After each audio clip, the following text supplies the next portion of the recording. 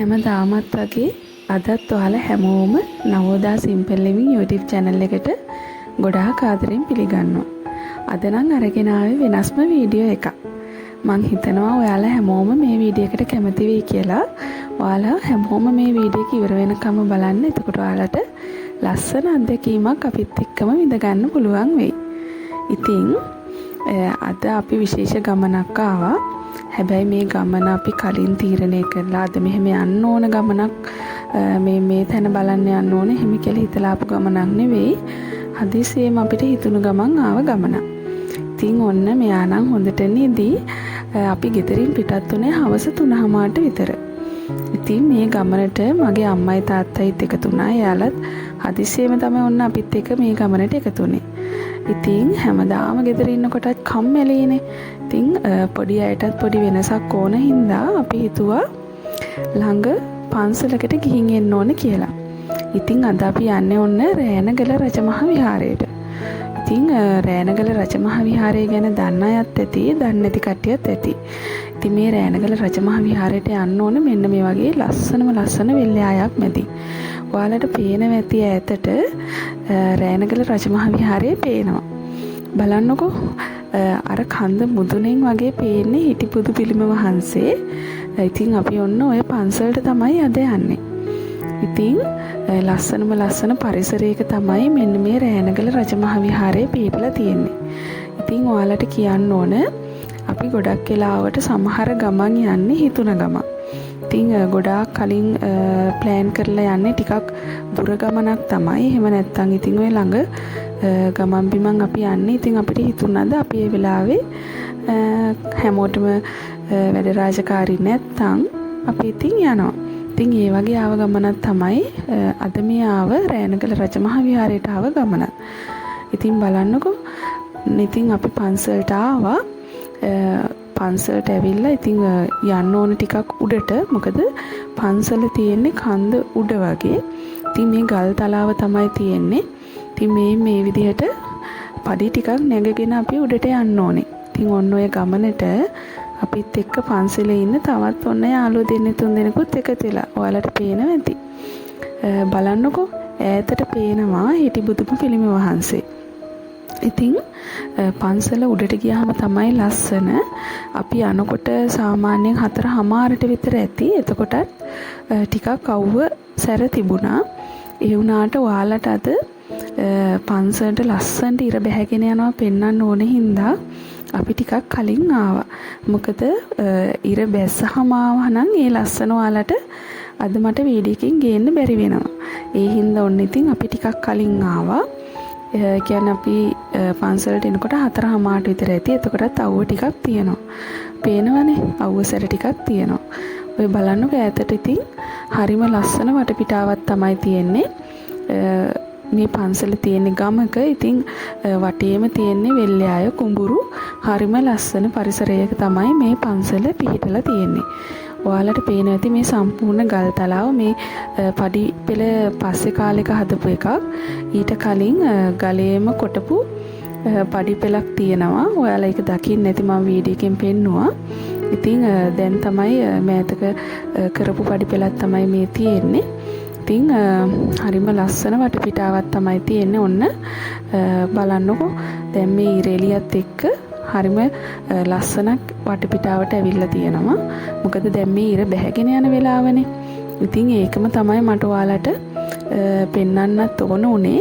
මොකද ඉර බැස්සට පස්සේ නෙවෙයි ඉර බැහැගෙන යන දර්ශනය හරිම ලස්සනට මේ පන්සලට පේනවා. මොකද අපි කලිනුත් ඇවිල්ලා තියෙනවා. සාමාන්‍යයෙන් වෙසක් පොයට පොසොන් පොයට නම් ගොඩාක් සෙනගෙනවා මේ පන්සලට.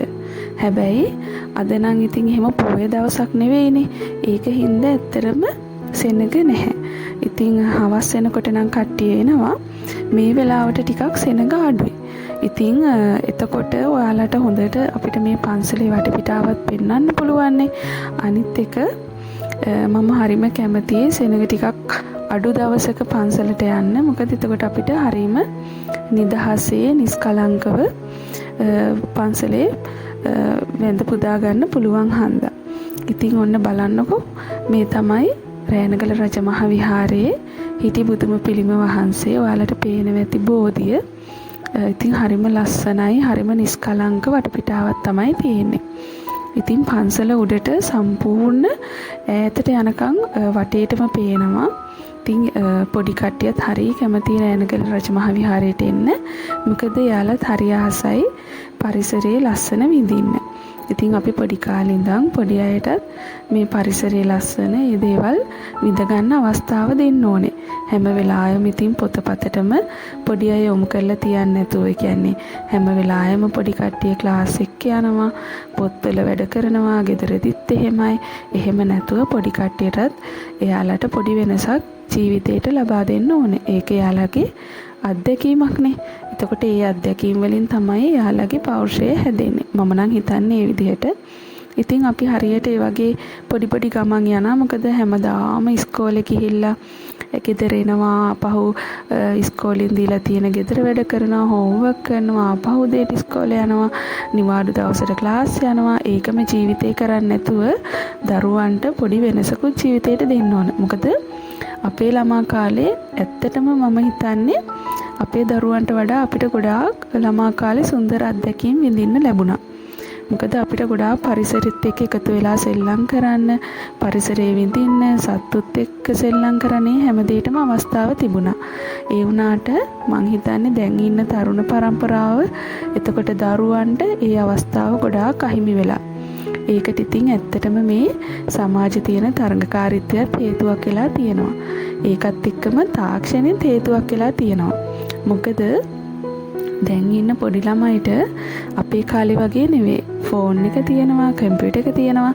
ඉතින් ළමයි හුරු වෙලා තියෙන්නේ ඒවත් එක්කම ජීවත් වෙන්න. ඉතින් අපි මේ දේවල් වලට දරුවෝ යොමු කරන්නේ නැතුව, මේ දේවල් වලට එක ප්‍රමාණයක් විතරක් දරුවෝ යොමු කරලා අනිත් වෙලාවට පරිසරයත් එක්කම ඉන්න දරුවෝ හුරු කරනවා නම් ඇත්තටම සමාජයට හොඳ දරුවෙක් බිහි කරගන්න පුළුවන් කියලා තමයි මම නම් හිතන්නේ. මොකද හැමදේම තියෙන්න ඕන එක්තරා මට්ටමකට. මම නම් හිතන්නේ එහෙමයි. ඉතින් ඒකින්ද ඉතින් හැම වෙලාවෙම දරුවන්ට පොතපතම හැම වෙලාවෙම පාඩම් කරන්න කියන්නේ නැතුව ඒ කට්ටියට සෙල්ලම් කරන්න වෙලාවක්, ගමනක් බිමනක් යන්න වෙලාවක් නිදහසක් තියෙන්න ඕනේ. සතෙක් එක සෙල්ලම් කරන්න, යාළුවොත් එක්ක සෙල්ලම් කරන්න, එහෙම නිදහසක් තියෙන්න ඕනේ. ඉතින් ඔන්න ඒ කතත් එක්කම ඔයාලට මම ඔන්න පන්සලේ වටපිටාවත් පෙන්නුවා. බලන්නකෝ. ඉතින් මේ බෝධිය, එතකොට මේ හිටි බුදු පිළිම වහන්සේ හරිම ලස්සනයි. ඒ වගේම මේ ගල් තලාවක් උඩ තමයි මේ පන්සල පිහිටලා තියෙන්නේ. ඉතින් අපි ආ වෙලාවේ ඉර බැහැගෙන යන වෙලාව, ඒ වෙලාවේ හරිම ලස්සනට වටපිටාව පේනවා. අහස පුදුමාකාර ලස්සනකට තමයි මේ ඈතට කඳු ටිකත් එක්ක පේන්නේ. ඉතින් බලන්නකෝ. අපි ආ වෙලාවේ නම් හැබැයි බුදු කේනම් වහලා තිබුණේ. හින්දා ඇතුළට යන්න ලැබුණ නැහැ. ඉතින් මම ඔයාලට ඔය වටපිටාව තමයි දැන් ඔන්න පෙන්නන්නේ. ඉතින් මේ පන්සලේ තව විශේෂ දෙයක් තියෙනවා. මම ඒක ඔයාලට පෙන්නන්නම්. මෙන්න මේ ගල්ලිඳ. ඉතින් මේ වගේ දේවල් දකින්න ලැබෙනව අඩුයිනේ. ඉතින් මේ ගල්ලිඳත් විශේෂයි. සාමාන්‍යයෙන් ඉතින් හැමෝටම දකින්න නැති දෙයක්නේ. ගල විදලා තමයි මේ වතුර එන්නේ. ඉතින් මේකත් ඔයාලට ඔන්න මම වීඩියෝ එකකින් අරන් ආවා බලන්න. ඉතින් ඔන්න දැන් අපි සාමාන්‍යයෙන් පන්සලේ හිටියා පැයකටත් වඩා කාලයක් හිටියා, පැය දෙකකට කිට්ටු වෙන්න වගේ. ඉතින් දැන් නම් ඉර බැහැගෙනම යන වෙලාව රතු පාටට ඉර ඈතට පේනවා. ඉතින් හරිම ලස්සනයි. අද ඇත්තටම පන්සලේ කවුරුත් අපි ඇවිත් හිටිය වෙලාවේ හිටියේ නැහැ. ඒක හින්දා ඉතින් ඔන්න කවුරුත් ඔයාලට පේන්නේ නැත්තේ ඒකයි. හැබැයි මේ එහෙමයි කියලා නැහැ. පන්සල හරිම ලස්සනට තියෙනවා. පන්සලේ පඩි ටික නැගගෙන එනකොටම තියෙන්නේ ගන්ටාර කුළුණ. එතනින් තමයි ඔන්න ඔයාලට මේ පේන්නේ. පන්සලේ පඩිපෙළ ඉවර වෙන තැන තමයි ඔයාලේ දැක්කේ. බලන්නකෝ ඉතින් වටපිටාව. ඔය ඈතට පේන්නේ වෙල්ලයාය. මේ වටේටම තියෙන්නේ වෙල්ලයාය. වෙල්ලයායත් එක්ක තියෙන කඳු පන්තිය තමයි තියෙන්නේ.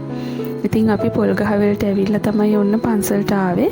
මම ඔයාලට ඩිස්ක්‍රිප්ෂන් එකේ දාන්නම් කොහොමද පන්සල ගැන පොඩි විස්තරයක්. මොකද සාමාන්‍යයෙන් කෑගල්ල පොල්ගහවෙල අය නම් ඉතින් පන්සල ගැන දන්නවනේ. ඉතින් පිටපළාතක කෙනෙක් නම් මේ රෑනගල පන්සල ගැන වැඩිය දන්නේ නැහැ. මොකද පන්සල තියෙන ගම ඇතුළට වෙන්නේනේ.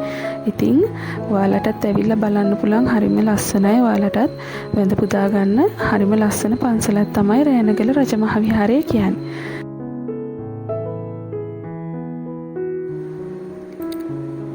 ඔන්න ඉතින් පේනවනේ අපිත් එක්කම පන්සලට මේ දෙන්නත් ආවා. ඉතින් චූටි පුතා එයාලත් එක්ක සෙල්ලනුත් කරනවා පන්සල ඇතුළෙම.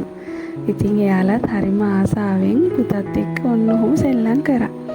ඉතින් අපේ නම් දුවයි පුතයි සතුන්ට හරි ආදරේ. ඒකින්ද ඉතින් ඒ කට්ටිය එයාලට ගෙදර ඉන්න සතුන්ට වගේම තමයි ඉතින් ඔන්න ආදරෙන් අතපතකක සෙල්ලම් කරනවා. ඉතින් ඔන්න දැන් වයින්න එපා. මේ සත්තු අල්ලලා විස බීජ යනවා එහෙම කියලා. ඉතින් මේ සත්තුනේ ඉතින් අපි ගෙදර ඉන්න සත්තුන්ට විතරක් නෙවෙයි මම නම් පාරක එහෙම ඉන්න දැකපු සතෙක්ට උනත් කැම ටිකක් දෙන්න පුළුවන් නම් දෙනවා. මොකද අපි සමහර අය පුරුදු වෙලා තියෙනවා ගෙදර ඉන්න සත්තුන්ට විතරක් හොඳට කන්න බොන්න දීලා සලකනවා. හැබැයි පාරක සතෙක් ඉන්නවා නම් ඒ සතාර ගහලා පන්නනවා, කැම ටිකක් දෙන්නේ නැහැ, එලවනවා. ඉතින් එහෙම කරන්න එපා. අපි ඉතින් සාමාන්‍යයෙන් බෞද්ධයෝ විදිහට හැම කෙනාටම එක වගේ සලකන්න පුරුදු වෙනවා නම් හොඳයි. සතෙක්ට උනත් ඒ වගේ. සතෙක්ට උනත් ගෙදර සතා පිට පාරේ ඉන්න සතෙක් එහෙම කියලා නැතුව හැම සතෙක්ටම උනත් අපිට පුළුවන් විදිහට සලකන්න පුළුවන් නම් ඇත්තටම මම නම් දකින්නේ අපි බෞද්ධ ආගම හරියට අදහනවා නම් ඒක තමයි අපිට කරන්න පුළුවන් හොඳම දේ. ඉතින් ඇත්තටම මම නම් හිතන්නේ අපි බෞද්ධයෝ විදිහට අපි පන්සිල් ගන්නකොට ඒ පන්සිල් පද 5 නිකම්ම කටපාඩමින් කියාගෙන යනවට වඩා ඒකේ අර්ථය අපේ ජීවිතේට අරගන්නවා නම් ඒක තමයි වැදගත්ම දේ. ඉතින් මං හිතන්නේ දැන් ගොඩක් වෙලාවට යුරෝපීය රටවල් වල බෞද්ධ ආගම නැතුව වෙන ආගම් තිබුණට ඉතින් ඒ කට්ටිය ගොඩක් සතුන්ට එහෙම ආදරේ. මොකද මන්ට එහෙම අත්දැකීමක් තියෙන එක සැරයක් අපි සීගිරිය ගිය වෙලාවක වහින දවසක විදේශිකයන් දෙන්නේ එයාලා සීගිරිය උඩ හිටපු බලු පැටව දෙන්නෙක්ට කුඩේ අල්ලගෙන හිටිය දෙමෙන්න දෙන්න. ඉතින් ඇත්තටම කියන්න දුකයි අපේ ලාංකික අය ඒ දිහා බලාගෙන හිටිය හරිම උපහාසාත්මක hina වෙවි. ඒ කියන්නේ මොන පිස්සුවක්ද මේ කියනවා වගේ. ඉතින් මම නම් දකින්නේ ඇත්තටම ඒ කට්ටිය අපිට වඩා කොච්චර ඉස්සරහින් ඉන්නවද කියලා. මොකද එයාලා ඒ සත්තුන්ට ඇත්තටම කරුණාව හින්දා තමයි ඒ සත්තු දෙන්න තෙමෙන්නේ නැති වෙන කුඩේ අල්ලගෙන හිටියේ. ඒ වුණාට අපි හැමනම් ආක බලාගෙන අනේ ඉතින් ඔය අපිට වැඩක් නැහැ. අපි ඇති කරපු සතෙකුත් නෙවෙයි, අපි ගෙනත් දාපු සතෙකුත් නෙවෙයි. ඔය තෙමුණ දෙන් කියලා අපි යනවනේ. ඉතින් අපි එහෙම කරන්නේ නැතුව අපිට සතෙක්ට එහෙම පොඩ්ඩක් කරුණාවන්ත වෙන්න පුළුවන් නම් මං හිතනවා අපේ මේ සමාජය තව තවත් ලස්සන වෙයි කියලා. ඉතින් ඔන්න ඔය කතාත් එක්කම හවස් වුණා. ඊට පස්සේ අපි ඔන්න ගෙදර යන්න පිටත් වුණා. ගමනක් එනකොට වගේ නෙවෙයි, ගමනක් ඇවිල්ලා ආපහු ගෙදර යනකොටත් නිකන් පොඩි කම්මැලිකමක් තියෙනවා. ඉතින් ඒ කම්මැලිකමත් එක්ක එකතු කරගෙන මොන්න ඉතින් අපි රෑ කෑම කන්න ගියා. මොකද පොඩි දෙන්නට හොඳටම බඩගිනි කිව්වා. ඒකින්ද ඔන්න අපි කඩේකට ගියා කන්න. ඉතින් එදා රෑ ඉතින් ඔන්න අපි කඩෙන් තමයි කෑම කෑවේ. ඔන්න ඔය විදිහට තමයි ඉතින් අපි හදිස්සිය ගියපු ගමන ඔයාලට අද වීඩියෝ එකෙන් අරන් ආවේ. වීඩියෝ එක ලස්සනයි නම් කමෙන්ට් එකක් දාන්න අමතක කරන්නත් එපා. ඉතින් ආයෙ අලුත් වීඩියෝ එකකින් ආයෙත් හමු වෙමු.